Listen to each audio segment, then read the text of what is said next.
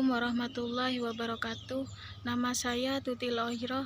Saya prodi Tadris IPS semester 5. Saya di sini untuk memenuhi tugas mata kuliah Sejarah Indonesia yang diampu oleh Bu Nining Winarsi. Di Indonesia terdapat banyak sekali tempat bersejarah, salah satunya candi. Saya di sini untuk mendeskripsikan salah satu candi yang ada di Indonesia, yaitu Candi Jabung. Candi Jabung terletak di Desa Jabung, Kecamatan Paiton, Kabupaten Probolinggo. Candi Jabung adalah salah satu candi Hindu peninggalan Kerajaan Majapahit. Candi Hindu ini terletak di Desa Jabung, Kecamatan Paiton, Kabupaten Probolinggo, Jawa Timur. Struktur bangunan candi yang hanya dari bata merah ini mampu bertahan ratusan tahun. Menurut keagamaan, agama Buddha, dalam kitab Nagarakertagama, Candi Jabung disebutkan dengan nama Vajrajineyaparamita-pura. Dalam kitab Nagarakertagama, Candi Jabung dikunjungi oleh Raja Hayam Wuruk pada lawatannya keliling Jawa Timur pada tahun 1359 Masehi. Pada kitab Pararaton disebut Sajabung, yaitu tempat pemakaman Breh Gundal, salah seorang keluarga raja. Arsitektur bangunan candi ini hampir serupa dengan Candi Bahal yang ada di Bahal, Sumatera Utara. Pada tahun 1848 pernah diteliti oleh Reck dan disebut pula dalam History of Java, buku karya Th. Stamford Raffles 1917. Candi Jabung berdiri di sebidang tanah berukuran 35 meter x 40 meter. Pemugaran secara fisik pada tahun 1983 sampai 1987. Penataan lingkungan luasnya bertambah 20,042 meter persegi dan terletak pada ketinggian 8 meter di atas permukaan air laut. Situs terdiri dari dua bangunan utama, yang terdiri atas satu bangunan besar dan yang satu bangunan kecil, dan biasa disebut Candi Sudut. Yang menarik adalah material bangunan candi yang tersusun dari batu bata merah berkualitas tinggi yang diukir untuk membentuk relief.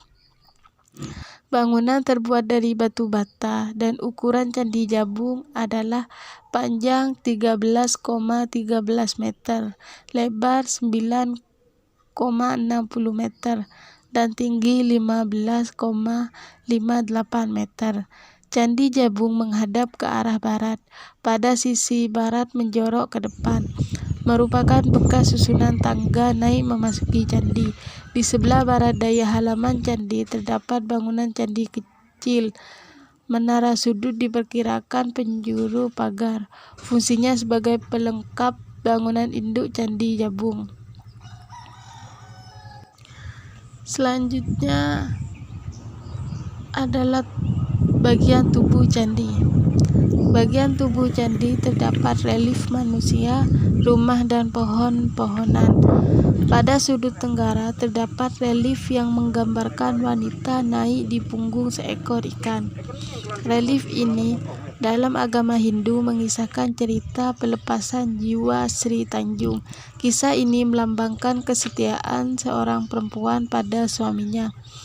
Relief Sri Tanjung juga terdapat di Candi Penataran di Blitar, Candi Surawan di Kediri, dan Gapura Bajang Ratu di Trowulan, Mojokerto.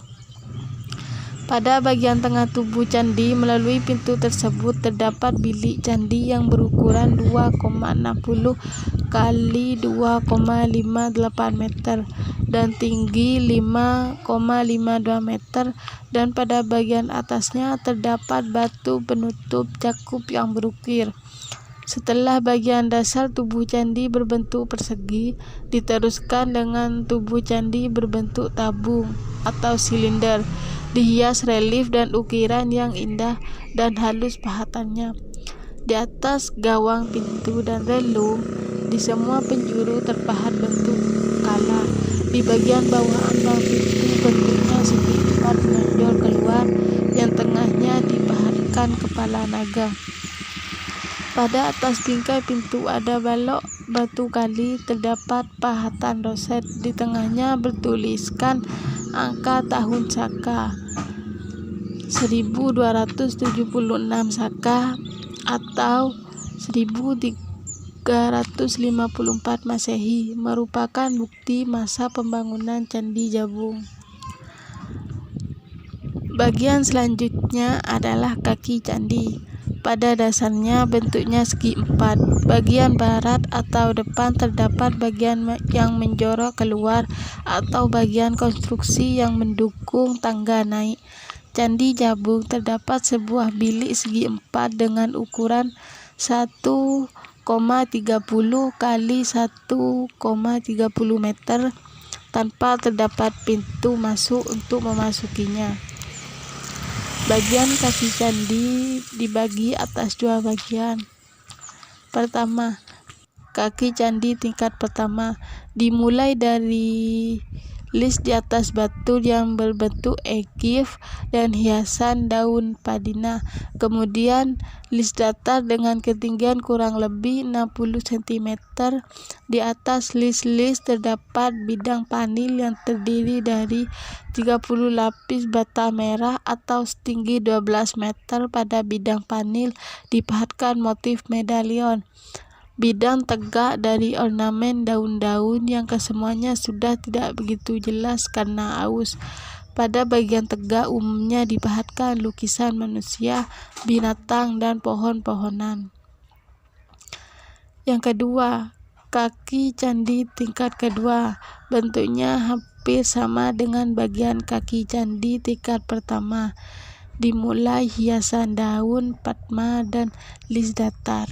Di beberapa bagian terdapat bidang vertikal selebar 50 cm berisi ukiran kala dan ornamen daun-daunan.